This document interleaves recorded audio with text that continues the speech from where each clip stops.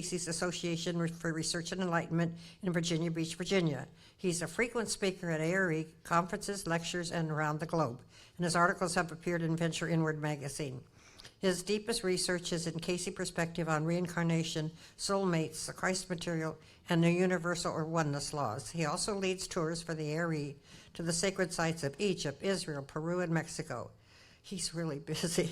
I get tired reading this. He also has a theater background and several times a year portrays Edgar Cayce on the highly acclaimed one-man production, An Evening with Edgar Cayce, and he is really good on that. He even sounds like I think Edgar should have sounded. He also works part-time as a psychotherapist, meditation practitioner since the age of 17. Peter's perhaps best known for his warmth and friendliness, his infectious sense of humor, and his ability to make complicated material accessible to almost everyone. He lives in Virginia Beach, and which is very good for us because he always does a forum at least once a year for us. So would you put your hands together and help me welcome Peter?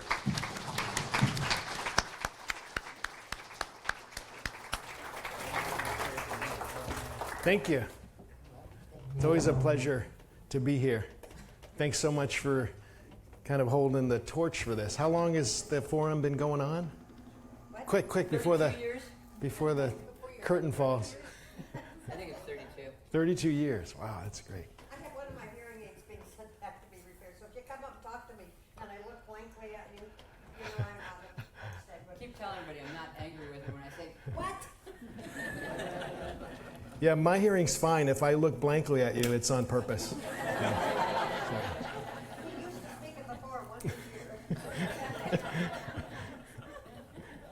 Good. Well, thank you for inviting me. Well, maybe you didn't invite me. I don't know, but I'm glad to be here. I really enjoy this context. You know, I think that speaking at Congress is always a real special event, and I think the forum, because all of you are here, you've been involved, interested in Cayce work, and maybe not quite through the ARE, maybe through your own kind of channels, and so it's nice to be at an event that's not quite ARE sponsored, but certainly Cayce focused. So I'm happy to be here and share this new subject that I'll be speaking on.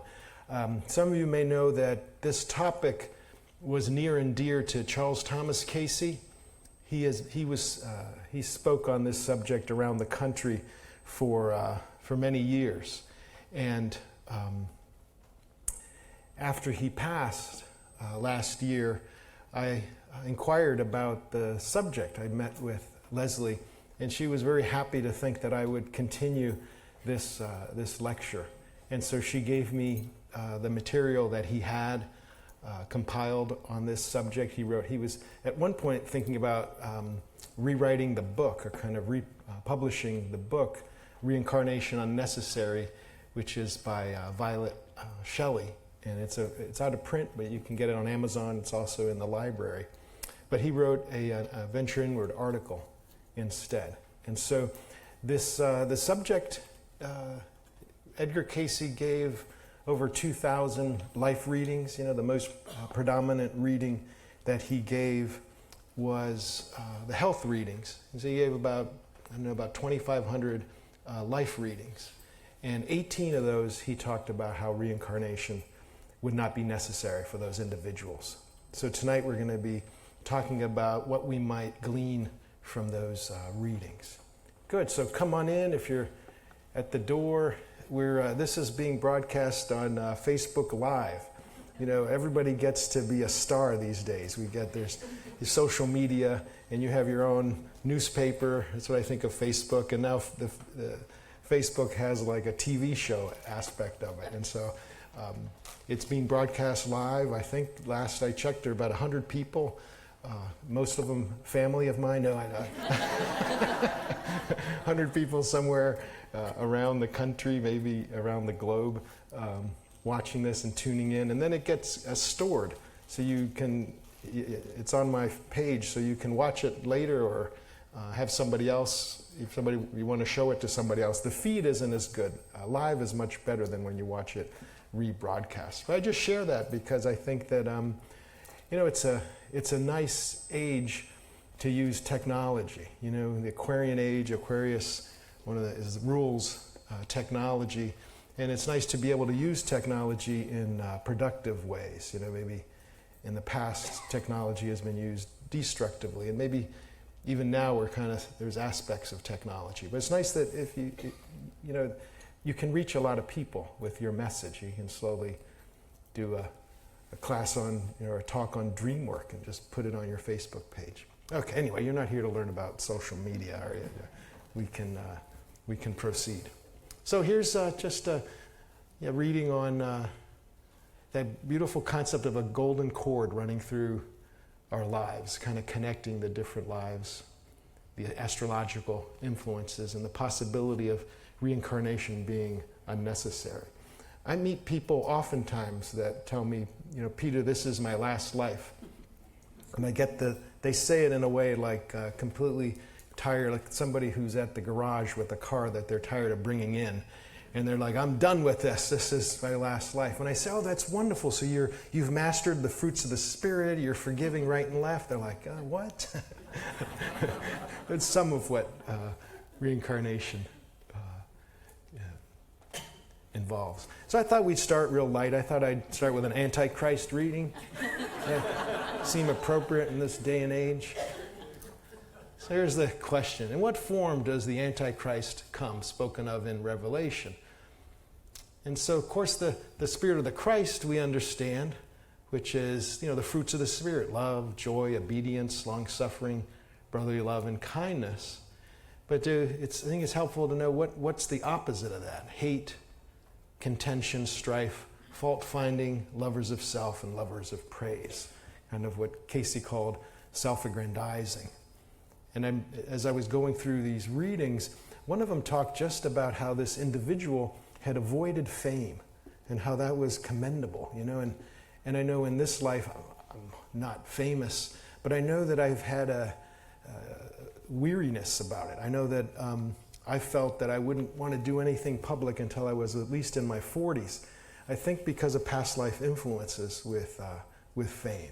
So it's good to know. Here's the fruits of the Spirit, but then kind of, I think we're living in a time where things are quite divided. It's like the dark and the light, however you want to put it. And I think we certainly see contention and strife and lovers of self, kind of self-aggrandizing kind of at play in our world.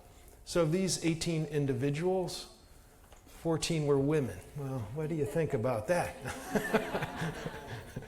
They were given in this 20-year period, 24 to 1944, average age of 37. I think Cayce gave about maybe 30 readings for infants, and none of the infants were in that group. It was an adult population.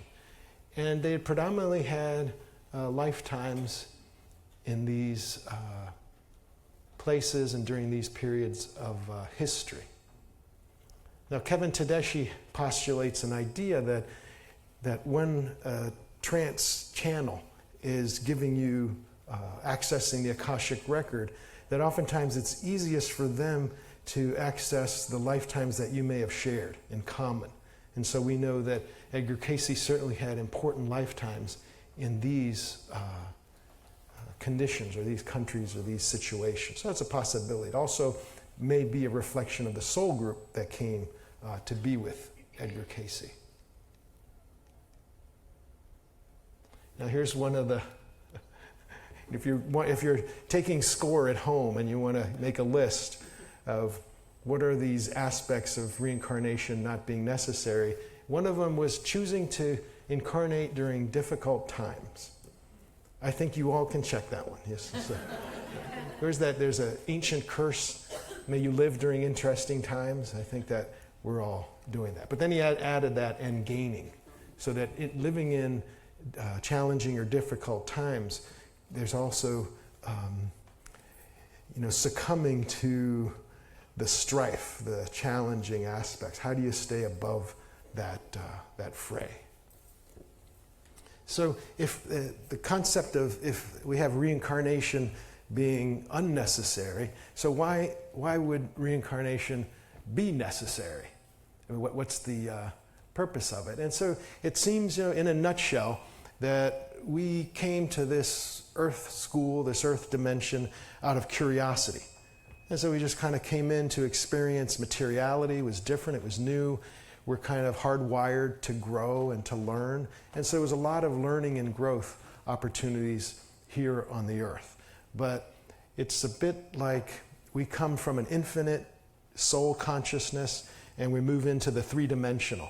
And so most of our soul awareness has to move into the subconscious mind or into storage. And so that's a process of forgetting. So most of us have forgotten that we are of the creation, or that we are one with our source. And so when you forget that, this becomes kind of more what seemed to have grown, evolved on the earth. Because we're moving out of a sense of connectedness, we're moving into a consciousness of separation, and that separation begins to create selfishness, kind of thinking about me and mine and not us and we. So that's kind of the first, what seems to have happened when we incarnate. And then it seems that as the soul comes in with its consciousness of oneness and purity, as it comes into the earth, there's a little whistle? Are you hearing that with the mic? Just a little bit. Is the mic, do I need to adjust it? We good? We're good, okay.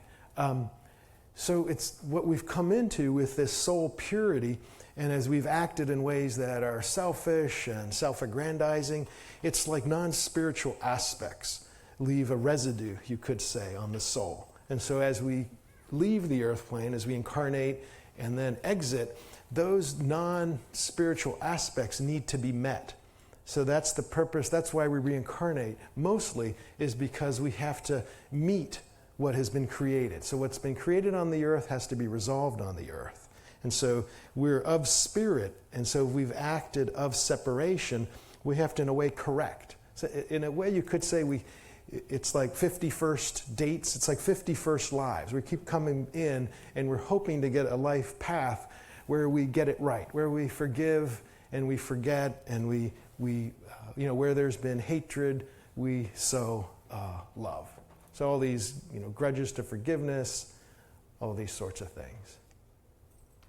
And Charles Thomas had this quote: the main cause for reincarnation tends to be resentments and grudges. Those things that we hold against others. Have you heard of Sicilian Alzheimer's? It's where you forget everything but the grudges. It runs in my family. I have to be careful. Now, here we go with taking it to a bigger stage. We talk about reincarnation being necessary, picking up non-spiritual behavior, and then having to reincarnate to meet that. So let's look at, the readings Cayce gave, what he talked about with Jesus. Did Jesus have karma? Did Jesus have to reincarnate? And Cayce said that a previous life of Jesus was as Joshua. Now, you may not know that much about Joshua, but here's a little snippet of Joshua's life. Then said Joshua, "Open the mouth of the cave and bring out those 5 kings unto me out of the cave." So there were 5 kings that were being kept prisoner because he was going out and cleansing the, getting rid of selfishness and greed by killing. That sounds familiar, right? So bring these 5 kings to me. And so they were brought to him, brought forth the 5 kings unto him out of the cave. These are the king of Jerusalem, king of Hebron, king of Jarmuth, king of Lachish. Okay, you get the idea. And it came to pass, when they brought out those kings unto Joshua, and Joshua called for all the men of Israel, and said unto the captains of the men of war, which went to him, "Come near, put your feet upon their necks of these kings." And they came near and put their feet upon the necks of them. So this is a way of disgracing these kings, that they've been selfish, they've been greedy, and so putting your foot on their neck is a sign of, it doesn't sound good, right? It's a sign of great disrespect. And Joshua said unto them, "Fear not, nor be dismayed, be strong and good of courage, for thus the Lord do all your enemies against whom ye fight." And afterwards Joshua smote them, nice word for killing them, or slew them, and hanged them on 5 trees, and they were hanged upon the trees until the evening. And it came to pass at the time of them going down of the sun that Joshua commanded, and they took them down off the trees and cast them into the cave wherein they had been hid, and laid great stones on the cave's mouth, which remain until this very day. It's another disrespectful way of disposing of the dead. So here Joshua goes around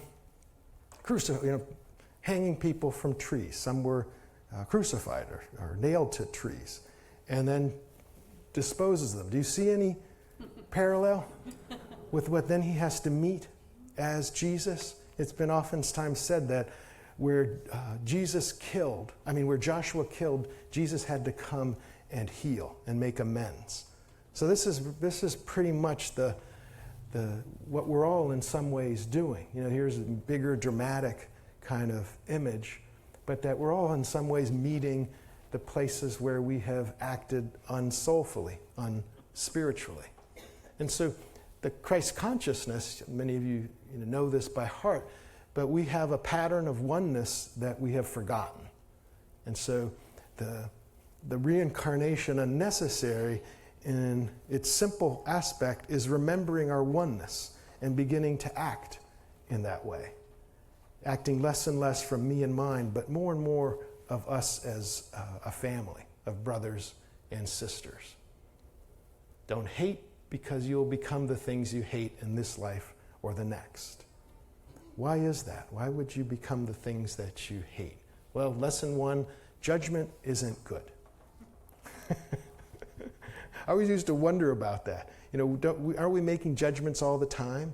So why do we say judgment isn't good? But it's when you judge character in a kind of a contemptuous way, where you just say, oh, those people, them, how come they don't act right? How come they're not doing better? What you're doing is that you're showing a lack of compassion. And so you're inviting that experience to you, not so that you're punished, but so that you'll learn. So you'll learn from that. And so here this, love your neighbor, your homeless neighbor, Muslim neighbor, black, gay, white, Jewish, Christian, atheist, racist, addicted. If you want to incarnate as any of these, judge them, condemn them, hate them, and you will invite this experience to you. And I'm not trying to say that any of these are all wonderful experiences to have.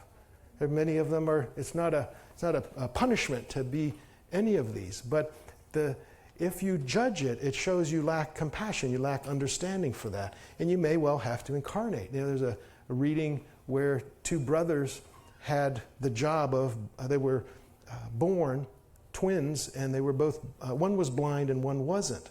And the one that, they had both had the job in past life of blinding individuals for punishment, but one of them enjoyed the blinding, and that became the one that reincarnated as being blind. And the reading said, it's simply so that he'll have the opportunity to learn and to grow in compassion for this experience. And then it said, isn't God graceful that this individual had blinded thousands and enjoyed it? It's just going to have one lifetime to learn from it and grow from it. So in this aspect of, you attract what you judge, the lesson from this is judge wealthy people. The law of attraction. Just judge it and it'll... No. I think there are lots of wealthy people in this incarnation that, poor. As I oftentimes say, before I got here, I worked mostly with poor people, and poor people have lots of problems. And now I work more with wealthy people. Wealthy people have the same problems, but they're on steroids. Wealth can amplify it. Anyway, just think of. Sometimes I think of like a celebrity. Like what would, if Michael Jackson wasn't famous, how do you think he would have dealt with sleep problems? He probably wouldn't have had a private. Anyway, you get the idea how it amplifies things. So lesson 2 from these folks. Forgiveness is good. Aren't you glad you came? This is so enlightening. Oh, no judgment, forgiveness is good. Well, forgiveness is the master law of grace.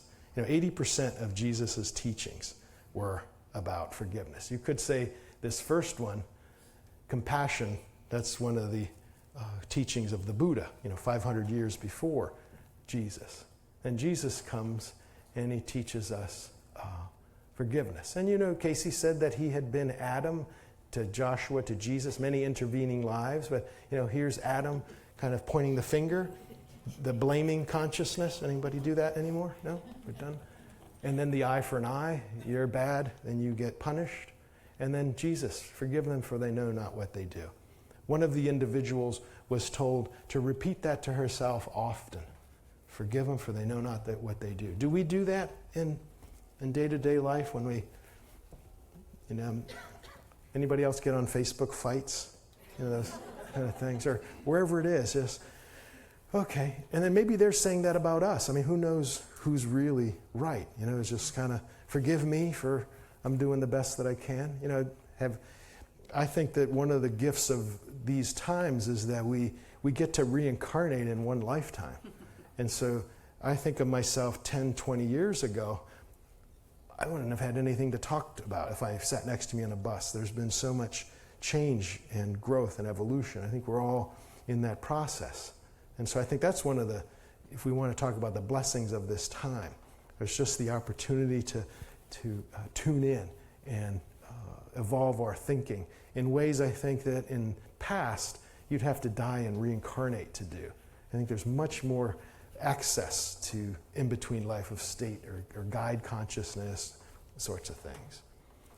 Now, forgiveness, it's hard for me to just say forgiveness and just give it lip service, because I think that it's such a, it's so important and it's a process. So I just want to throw out this little reading that Cayce gave. You know, Cayce's considered the forerunner or the father of holistic medicine, and one of those reasons is that you go to a doctor today and they write you a prescription for a medication.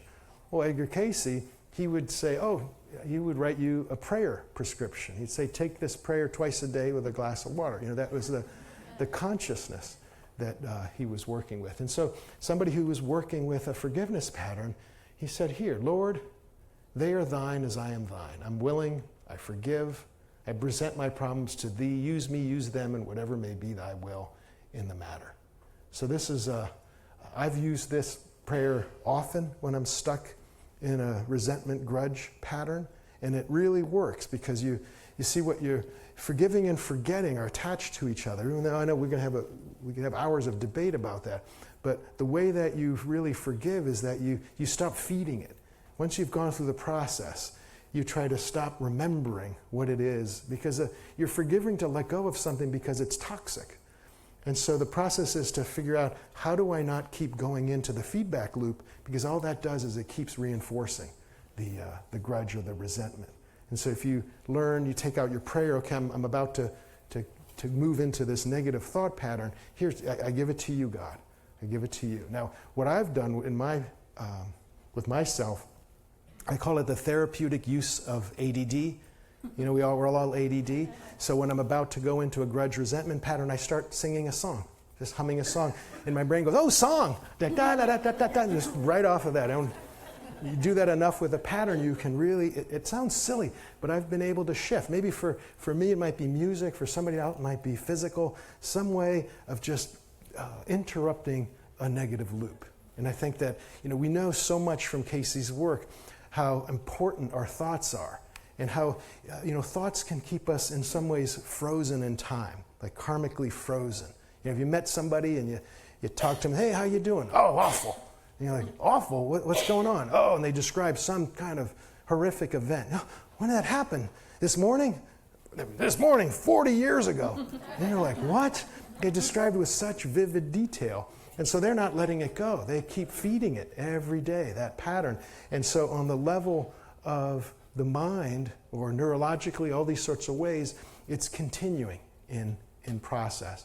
I had I don't know what to call it, a trance kind of session. I was working with some students and they needed to practice on somebody, and so I rarely do this. I let them practice on me. And I went to a place in consciousness where I got to experience the difference between the fruits of the Spirit and everything else, like what we do here on the life. When you apply and live from the fruits of the Spirit, you're in the infinite. what your actions are going to have ripples that go out into eternity. When you're not doing, when you're with hate, greed, strife, anything else, it forms an attachment, it forms like a bruise. It's something to be met. And so you're just creating an entanglement. Everything else, the fruits of the Spirit, just keep you clean. And so that was a very helpful kind of experience for me. I think that one of the gifts that people that do trance work or hypnosis work is that you get to move from the intellectual understanding of something to the physical feeling. It goes in, you register in a deeper sort of way. But here Cayce continues on the reading, and he says, "This then puts ye where there's no stumbling block, and this becomes loving indifference. For you've left it in the hands of the Creator, who alone can give life and take it." So, loving indifference, this is from one of the readings of the 18. And she was being reminded that she was doing great. She was really living in this fruit of the Spirit type of consciousness, but said, you were alive at the time of the Salem witch trials. And a number of these women, you were protecting them. You were hiding them in your basement. And that was great. That was high and right and noble. But the problem here is that you allowed yourself to hate the men that were orchestrating these witch trials. So you lost in that. Remember he said incarnating in difficult times, good, but you have to gain. Meaning that better that she had practiced this. You said, God, God, those SOBs, they're yours. And I'm handing them over to you. Do with them whatever you want. But I'm yours too. And you love them as much as you love me. I have no idea how. That's why you're God. That's when you're trying to forgive somebody. Ever been there? Like, okay, God, you're awesome. You love them too. I admire you. I present the problems to thee. So you hand it over. And so you don't get caught up in this nonsense. Now, one thing that I also find helpful in this process of loving indifference is that if you follow what I call karmic math, that karma has a kind of a poetry or a mathematics to it. So you see that Jesus had a lifetime as a zealous murderer. I had no idea, that Joshua had killed so many people. I mean, you didn't think you loved God, you were dead. He was just off with their heads. So he was quite a zealous individual. And so, I'm having one of my multi-dimensional moments. So let me see if I going back with loving indifference and karmic math. Good there. Do I have a follow-up to that? The karmic math. Oh, okay, great. So just like Joshua, I'm back. Back from that commercial break. So Joshua was this zealous kind of killer, and it necessitates Jesus. So you could say in some ways that Jesus' ministry had in some ways to do with the errors of his past. And so, Peter, you have other examples? Well, we all love Edgar Cayce, right? Edgar Cayce did wonderful stuff. Did Edgar Cayce ever have a lower level life? Yes. He was a riverboat gambler named James Bainbridge.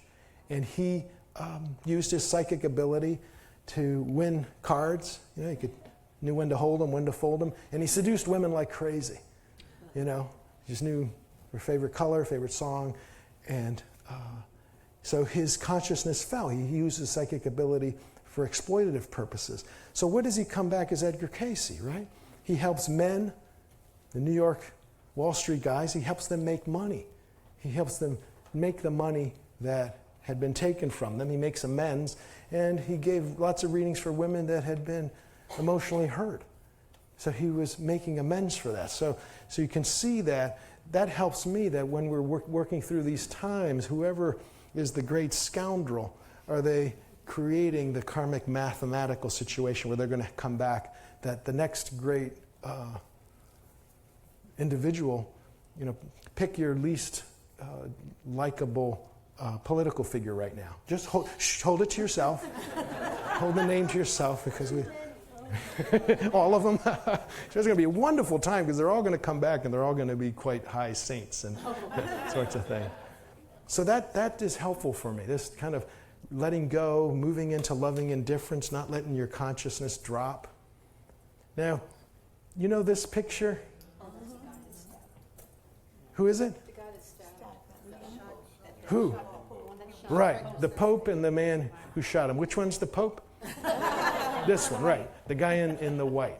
This is an example of forgiveness. After the Pope healed, recovered from the bullet shot, he went to the prison and he went and forgave this fellow.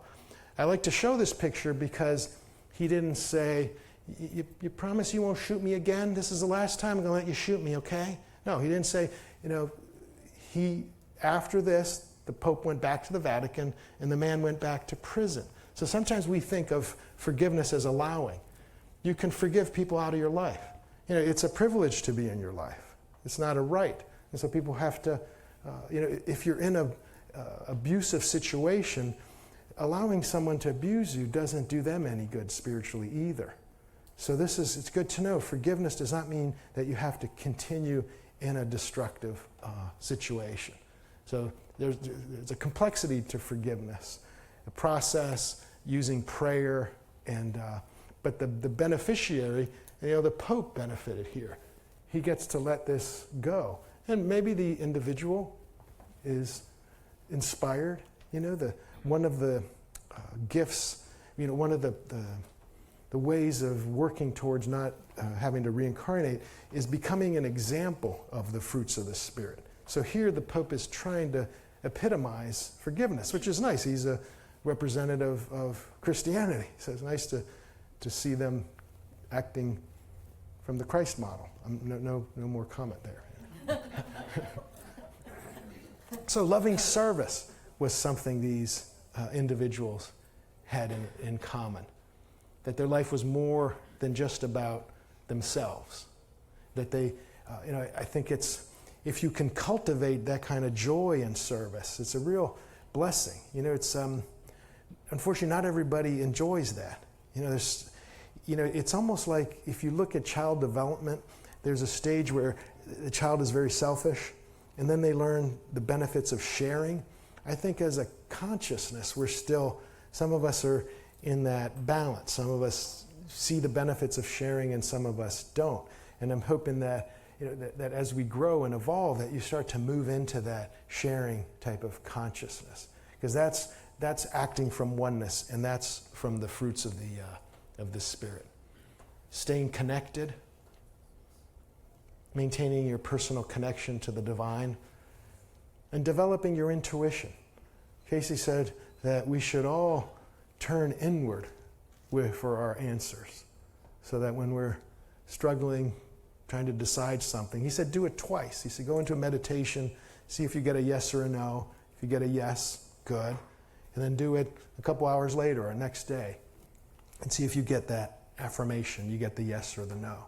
And that whatever comes from your intuitive self is good to follow. It's good to get that connection. And of course, there's discernment. If your intuition is telling you to eat another dozen, donut, you might want to question: is that your intuition or is that your sugar addiction? So there is a discernment element, but turning into that inner sanctum is part of this process of kind of what the School of Earth is about. And like that, stumbling blocks into stepping stones, like the situation where the Salem witch trials, and seeing that instead of hating, using it as an opportunity to let go of that. Forgive them, for they know not what they do. That's the final teaching of the Christ. Just don't get caught up in that everyone's in their own process in this. You lead, you be the example, the pattern, and some will follow, some won't. But everyone's going to get another turn. And keeping patience with yourself was high on this list. One of the individuals was pointed out that was not, that she struggled with that she had a lot of kindness and forgiveness for others, but not so much with herself. That's something good to remind yourself of, that you have to realize that you too are learning, you too are in process, that judgment, criticism, and shaming of yourself isn't helpful. In some ways, it keeps your wheels spinning. It keeps you really from progressing. And this one, it's a big issue. There are no victims. That's a Cayce concept, that we're either, whatever we're meeting is in some way by karma. It's Jesus meeting the crucifixion, or it's somehow a choice that we have chosen in some ways as a Christ or as an angelic presence to be in a situation. And so that's sometimes I'm going to leave time for questions. That may be one of the questions. How do you understand that? Like, that's in a way, we think of, I think a deep spiritual philosophy has to ask the question, well, why do bad things happen to good people?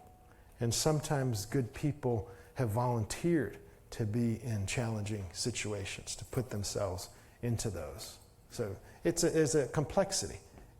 Each person has to answer that for themselves. Now, this is another one. He complimented these individuals on being active, not passive, that they were in motion, and talking about how the Creator God works with activity, that the hardest individual for God to work with is the couch potato. That he said it's better to be doing wrong than to be doing nothing. For in the doing is you learn. And some of you may know the times that Cayce referenced the miracles of Jesus and talked about how even in the miracles there was a teaching. It was something being shown to us in the miracles. So he talked about how the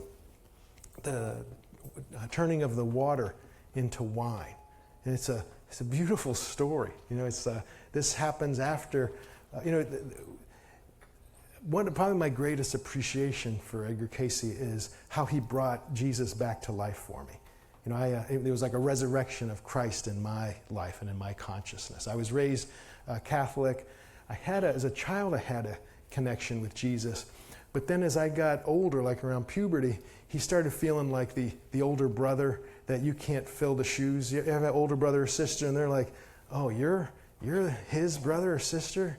Boy, your mom must be disappointed. You ever have that, or you just have big shoes to fill? I started feeling like that Jesus was just like the straight A student, and I was the kind of the scraping by with the C. And then when I went to college, the first course I took was on folklore and mythology, and they talk all about all of these Immaculate Conception myths and the resurrection myths. And so education for me and for many, it's like turned Jesus into something like Santa Claus or the Easter Bunny. Just a nice myth. Maybe there was some guy who was nice, but it's all embellished with all this fable. And so that's, they talk about how education is inversely proportional with spirituality, faith, and religion. And so you kind of substitute science for faith. And science is not a warm fuzzy. I don't know, it's great, it's a great tool, but it's just, there's a kind of a sadness, I think, of that, the intellectual, they're more self-reliant, and you don't really feel that there's anything else out there. But it was through Cayce's readings that were so personal, that awoke Jesus back into my life. And so I remembered where I started. Thanks for your prayers. Jesus is coming back. He had those, what they call those lost years from 18 years where Cayce talked about his time in India, in Persia, and Egypt. And he had come back. So he's now 30 years old, and he's coming back. He hasn't seen many of his family in many years. I think he had come back at some time in those 18 years, but certainly hadn't been quite close to his family. So he's coming to a family wedding. That's the wedding that he's at the time. And it's, I think, a cousin, it's a family of his mother. And so he's enjoying the wedding and reconnecting with people. And then his mother comes up to him and says, Jesus, they've run out of wine. And Jesus is like, okay, yeah, I'm not a big drinker. And it took him a second, and he said, oh, Mom wants me to take care of this. It's funny, I think Jesus had had a mom, and so she didn't want her family to be embarrassed, and so it took him a second to get it. I can just imagine Jesus like, are you kidding me? Been 18 years, and my mom wants me to, whip up some wine. So some people aren't embarrassed at a wedding.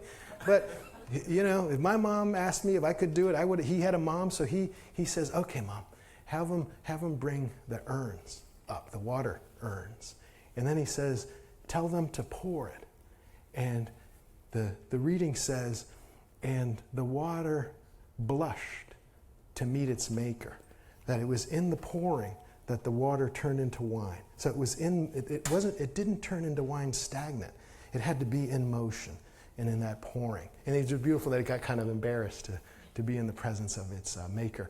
And so that's a story for all of us, that we become wine, water into wine. We become the fruit of the Spirit, or the fermented Spirit, through action, through doing what we know best to do. And so that's what he recommended for us to do. That was what was commended in these individuals. And oftentimes I think of that myself. I think I got that one covered. I'm a pretty active person. I don't know if it's sometimes a little bit like a chicken with a head cut off. But if you can also, sometimes we get paralyzed by, we have so many choices in life. And we have this question, what should I do? What's my meaning and purpose in life? And it's in the doing.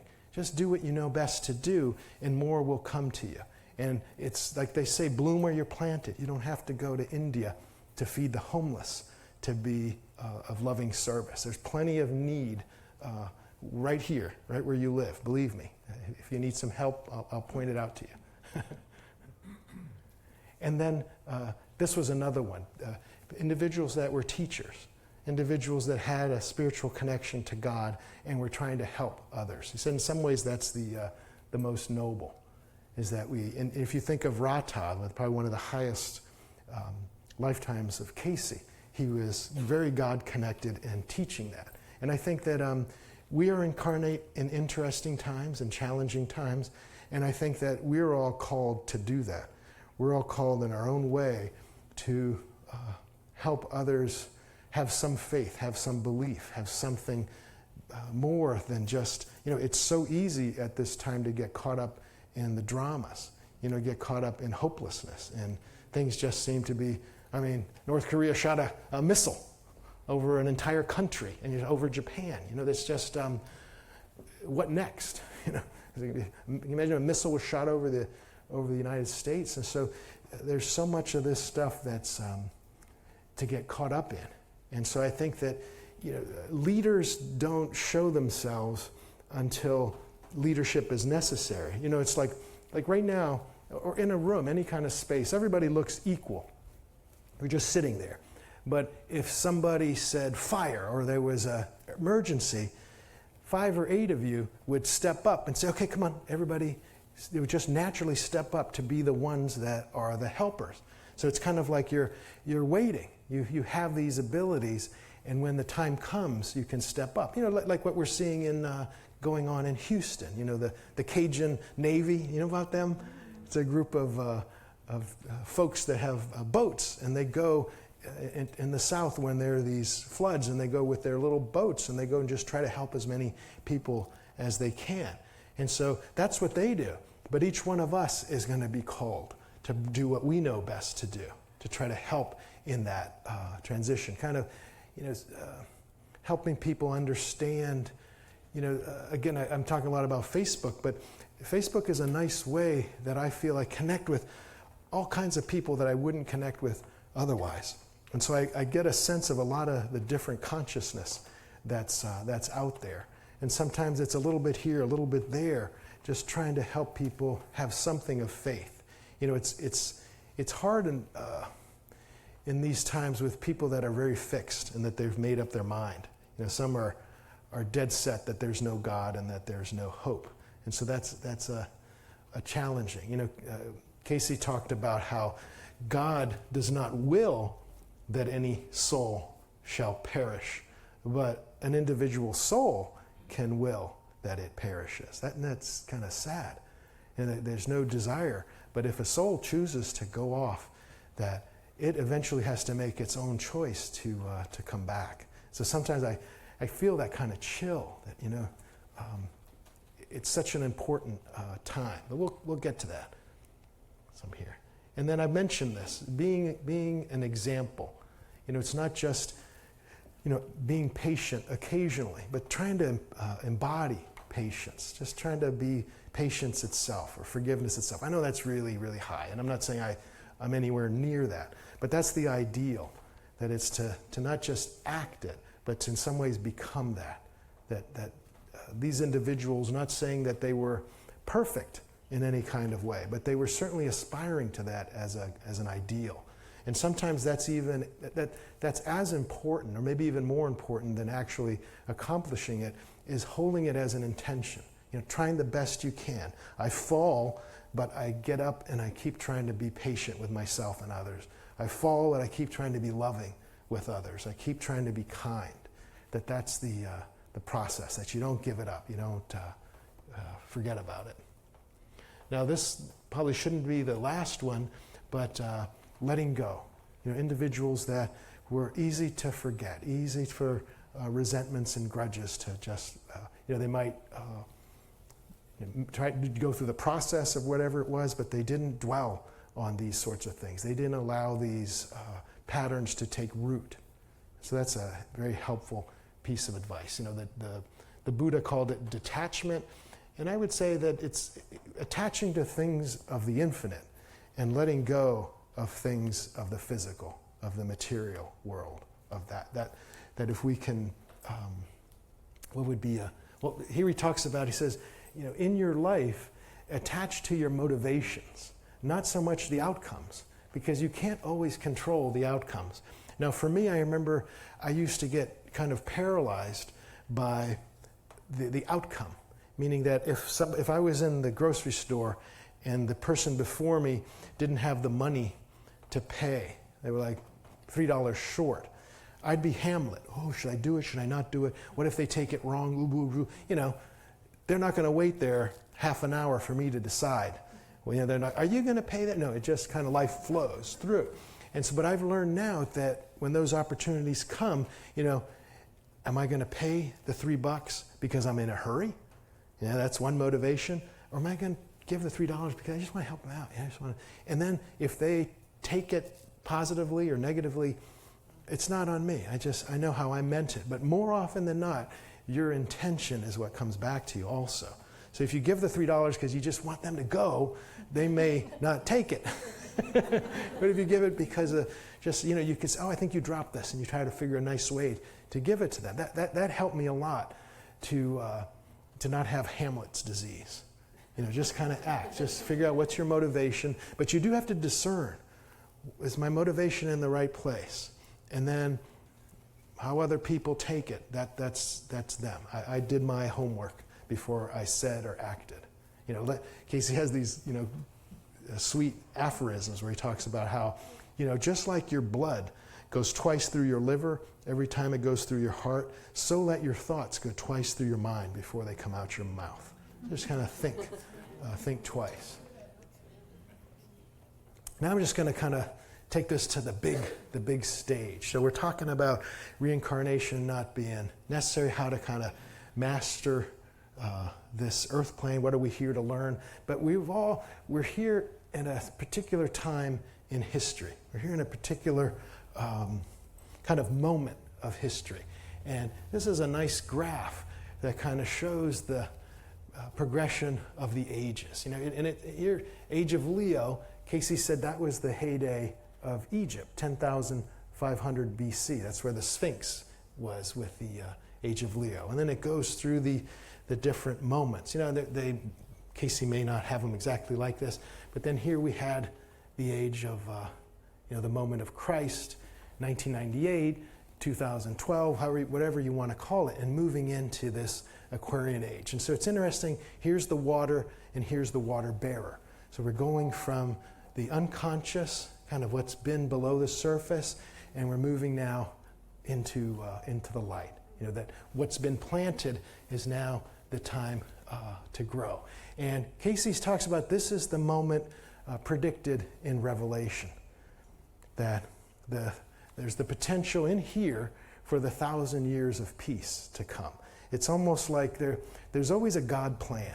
As much as we've come in here by curiosity, the Creator has always been right there with us in the dance. As we go left, the Creator goes left and creates opportunities to find our way back. And so in this time, Cayce talks about how in Lemuria, I don't know if Lemuria, was before here, where Atlantis, this might have been at the time of, the ascent of Atlantis was, the Atlanteans were involved in Egypt. Was this a time where that moment didn't quite make it? Like Lemuria, Atlantis have been times where we have had the possibility. This ascension is really that as a collective consciousness on the earth, that we move not just from individuals being kind of oneness or Christ illuminated, but we start to be Christ illuminated as a group, as people. That's the goal here. And what's prophesied in the book of Revelation is that during this 1,000 years of peace, the devil will be bound, and then the devil will be released. So very biblical language. I grew up Catholic. I'm perfect. I know all about shame and guilt from the way the Bible is taught. So the devil, there's part of me like, oh, that's a terrible word. Well, what I take it to mean in current times is that as we're building to this, the devil is really the selfishness consciousness. Those who are fixed in the earthly physical consciousness are going to get a 1,000-year timeout. And what do you do with your kids? The old school was you slap your kids around. New school is give them a timeout. Take away the things they like. Take away the Nintendo, the iPad. And then okay, I'll start behaving. And so, I'm making it a little simplified. But that's the image. That's the story, is that there's going to be a timeout given to the souls that aren't quite of the vibration to be able to coexist in peace. And what happens here is the basic law of Cayce is that like attracts like. And so that as the vibration of the earth rises, so like souls will be coming. Now all of us here, you've heard me talk about this probably many times, all of us here are like the John the Baptists to the Jesus that's coming. John the Baptist was the rough and ready who paved the way. All of us here, I know I'm speaking for me, some of you are like, well, speak for yourself, Peter. But I think we are the rough and ready that are, every Jesus needs a John the Baptist. You need the one that can, eat locusts and run in the wild, that has that toughness in them. And I think that this transition is where all of us come in. If there's a model that I look at with this time, it's the American Revolution. There was this, Cayce said, the United States is the only country that's been formed off of an ideal of freedom. That we can have religious freedom, we can have economic freedom, we can have all these governmental freedoms. That was the ideal that drove this country, and it had an oppressive regime, monarchy, that was holding them down. So there was this revolution to break free of this oppressor. And I think that's what we're going through now. We're the ones that in many ways are breaking free. Well, what are we breaking free from? Well, you name it, right? One of the things is I think the New Age, if there's one way to define it, is that we're breaking free of the oppression of the franchising of God. Have you had enough of killing over God? My God can beat up your God. And that my religion gets you to the penthouse, you're going to be on the third floor. That kind of mentality. And I think that's one of the things that we're seeking relief from. That's the revolution, that God is the God of all people, that we're all equally important. It doesn't matter, where you were born, it doesn't matter. In some ways, this might be controversial, but if you grew up and you heard about Jesus or you didn't hear about Jesus, that's a core way Christianity tries to get itself to the penthouse, or whether, anyway, every religion has its belief that makes them the one way. And I think that this is part of what we're here doing, the vibration rises, then those higher souls will come back, and there will be a time where hopefully we can live as a collective rather than individuals, that we'll have a collective consciousness on the earth.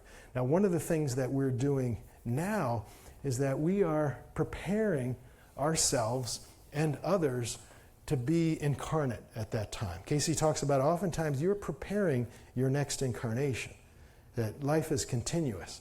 And he says especially don't think of the last third of your life as from the physical perspective, where you think of the last third of your life as the least important. You know, the material world makes you think like, oh, age is no good.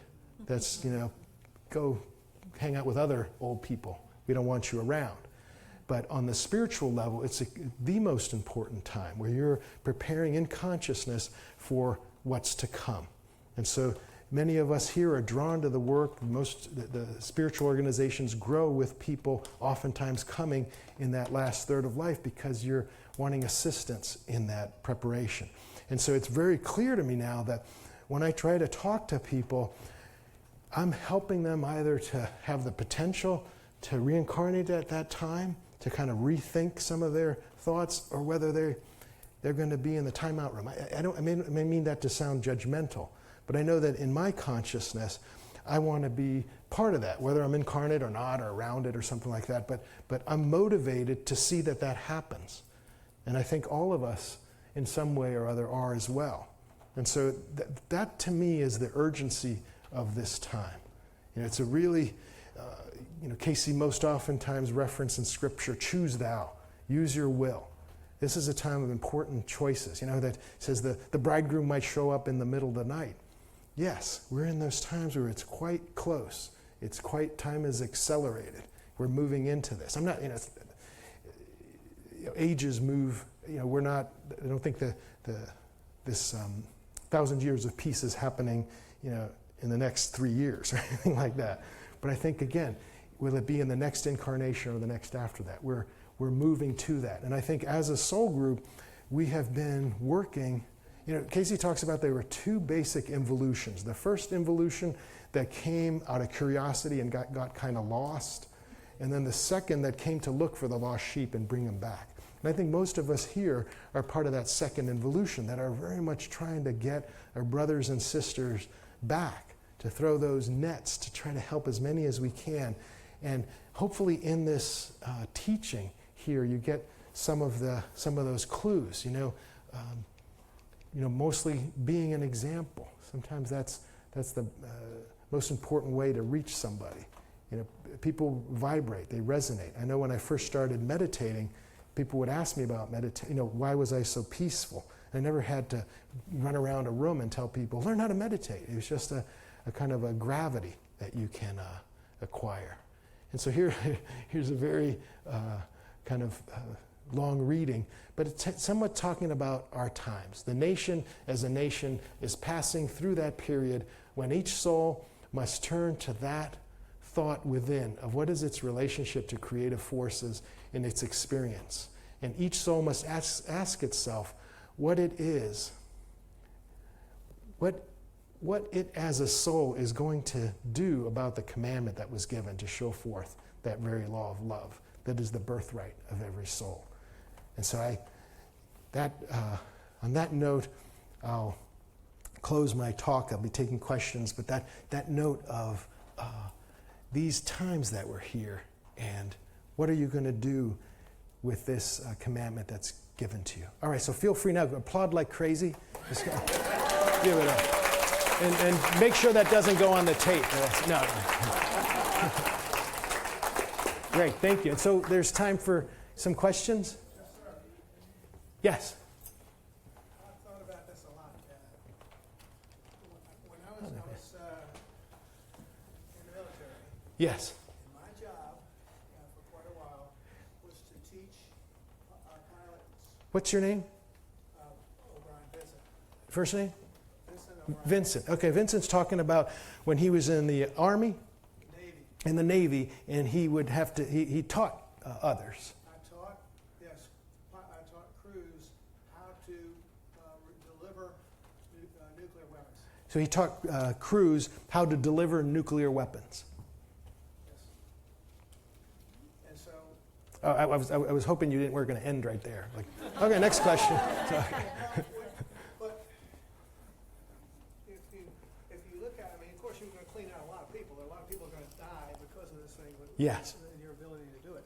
But there again, you're defending your country and you're defending. So he's talking about how you know that, So that you're- the nuclear weapons are going to kill a lot of people. A lot of people are going to die. You're hoping, you're thinking about that you're defending your country.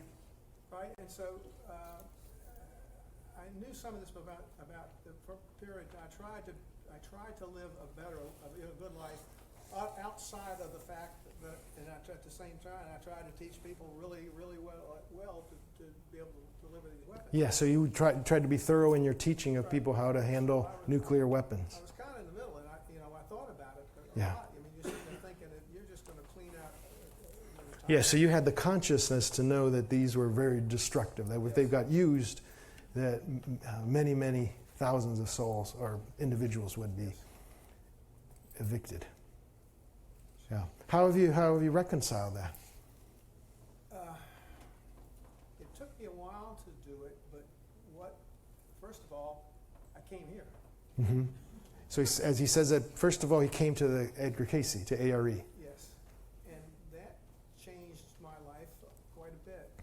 And now I do, I think, the things that are necessary, and I don't have to do it anymore. Mm-hmm. I mean, but I figured out that if I ever had to do it again, that you have to live a good life no matter what, and you've got to do everything else Yes. correct. So that you have to live a good life, kind of make amends. And just say that's just the way the draw of the Yeah. the thing that it is, that you're going to be the guy that's going to teach them how to do it, or maybe have to drop it. Yes, you're That's teaching the your job people. that you agreed to. Yes. So how people to fulfill a job. Now, there's a passage in the book of Revelation that I think speaks to that, but it speaks to all of us. And what it says is that it speaks of the blood of good men and women that feeds the whore of Babylon.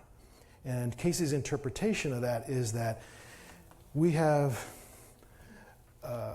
selfish systems in our world that are motivated by greed, and we unknowingly, that's our option. You know, it's like the two brothers that had to blind people.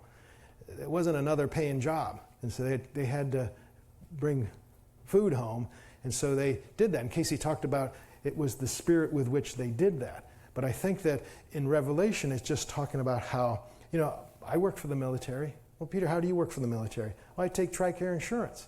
And so a lot of my clients are military that are involved in protecting our country in ways that I wrestle with, but I am part of that whore of Babylon. For lack of it's a strong word, but I think that hopefully what we're moving into is that this is a transition time, and so that we will have more options. You know, you just think about how the military has grown. You know, it feels to me like eventually we're all going to work for the military. It's just going to take over. Well, how much of our budget is it? Like 50%? So I don't want to be too political about this, but some of this is part of the prophecy, and some of it is about how we're moving into other alternatives. That at some point that these, you see, part of what the New Ages do is that they feed certain systems. And the New Age is not going to feed the same sort of systems that have been fed in the past, meaning that things that are of oneness and unity are going to grow. That's what the energy is going to be about. So I think that we're moving into a period of the transition. But I'm glad, brave of you to share that story. And my counter story is that we're all with you. In some way or another, we're all in that boat. And it's because there's not a whole lot of alternatives. One way or the other, we're part of, pesticides. We're part of all the whatever, we're part of the pharmaceutical industry. We're part of all of these things that are not motivated by oneness, peace, joy, the fruits of the Spirit. And so that has to change, and it's going to. Well, thank you, that clears up some stuff. Good. Sure.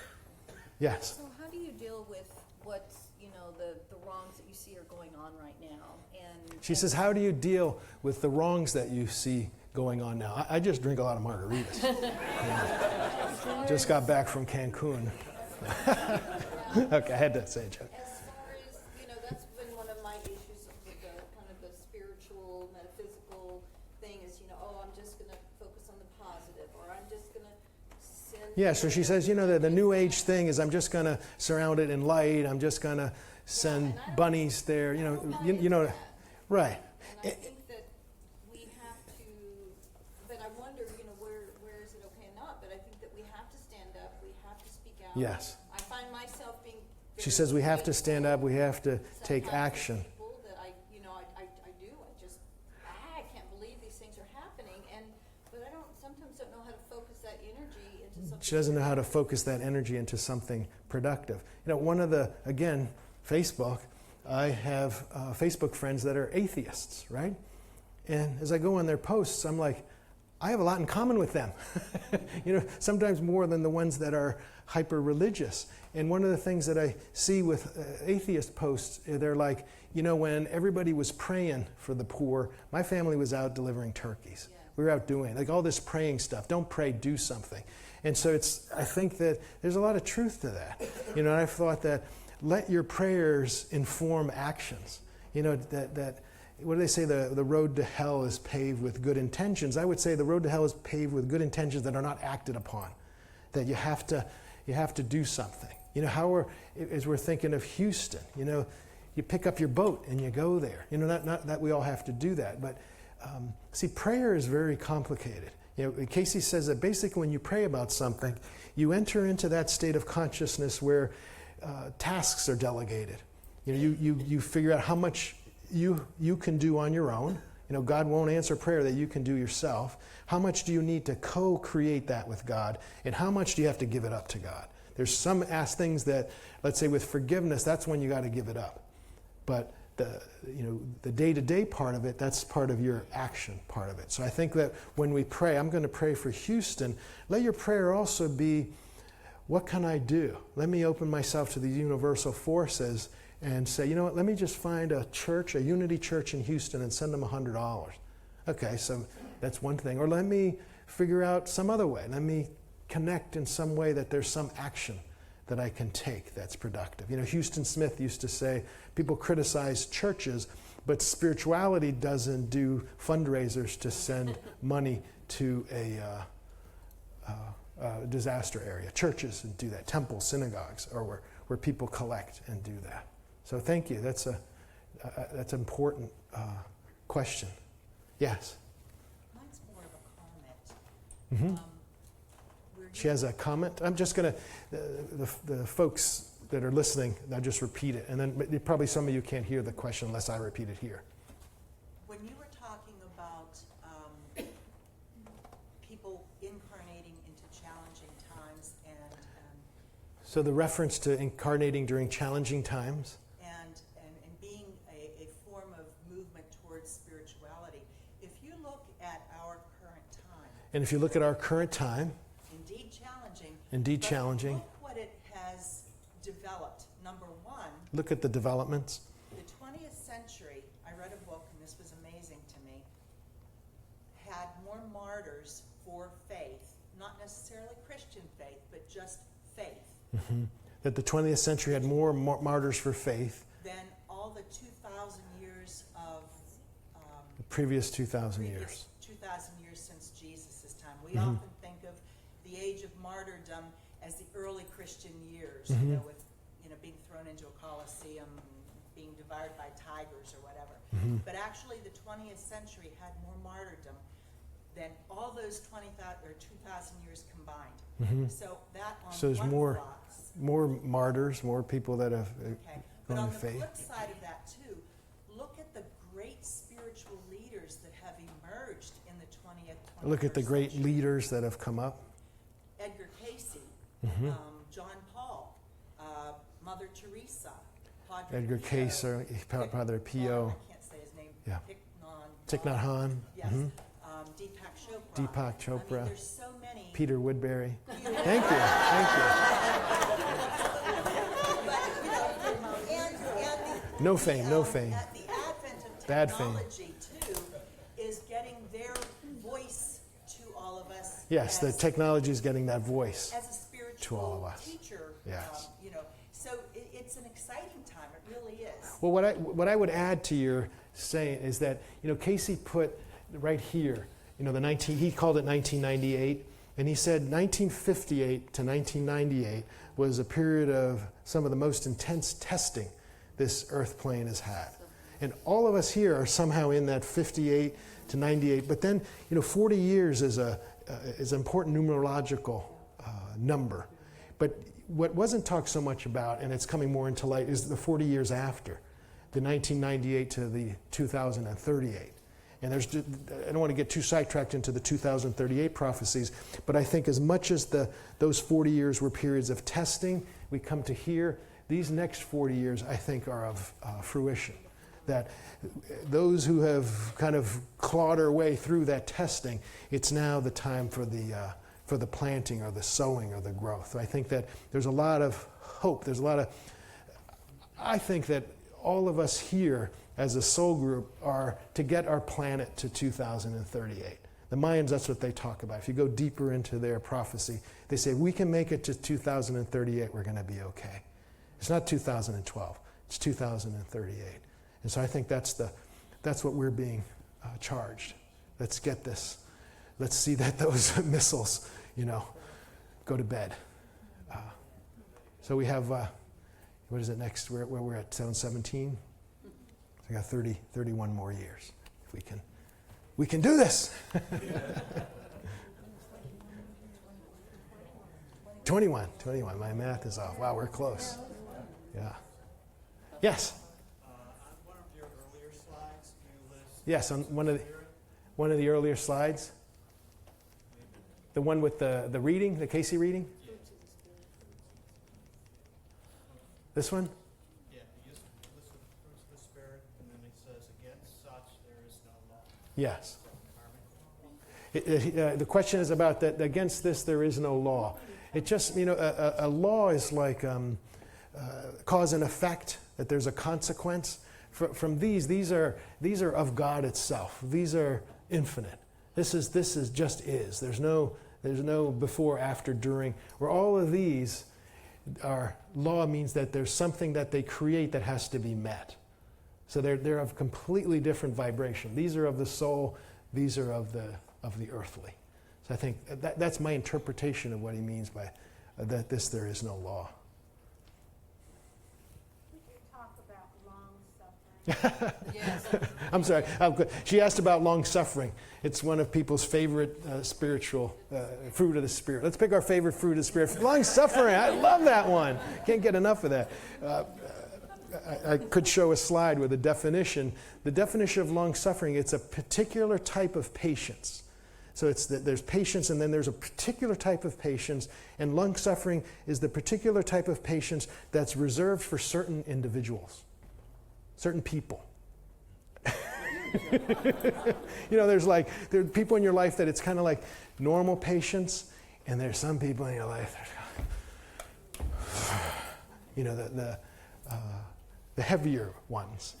I just saw like a reference to somebody talking about how those really, really heavy people in your life, if you can see them as the greatest opportunity for you to grow spiritually, and if you can love them no matter what, no matter how bad they treat you, it's almost like you got a ticket out of here.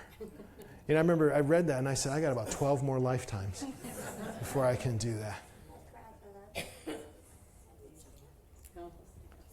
One more? Yeah. People that take pain on purpose. Is it taking pain on purpose? No, that's something different. Taking pain, I'll give you a card, we can talk about that. No. No, I'm sorry, bad joke. That was a therapist joke. No, long suffering means that there's some karmic relationships that we have. Let's say you have a mother, a father, a sister, a brother that are in your life, and hard to deal with. Like you wouldn't relate to them unless you were related, unless you had to, a boss or something like that. And those are the ones where it's the long suffering.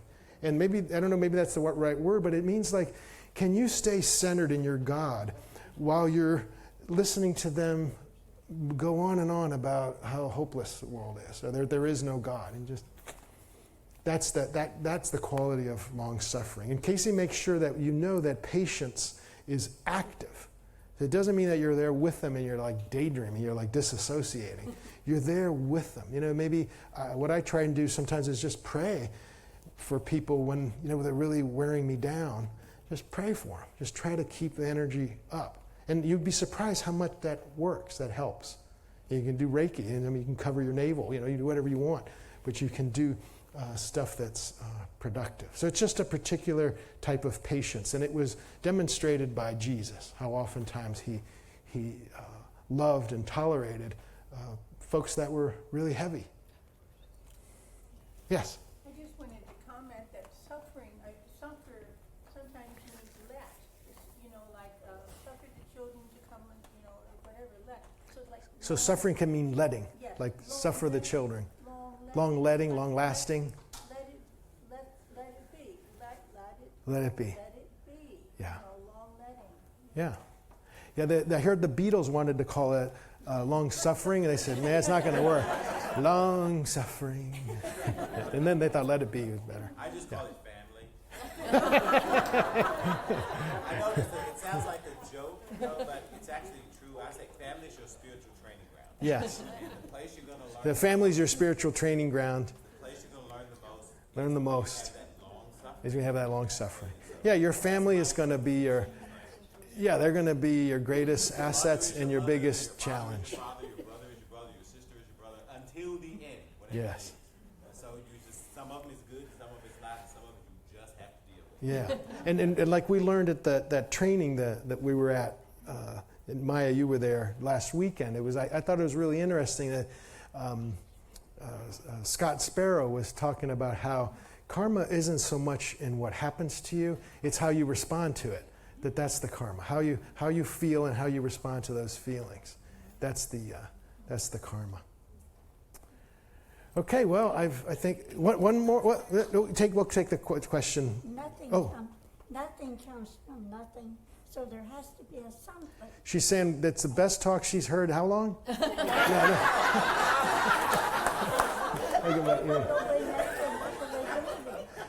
Say that again.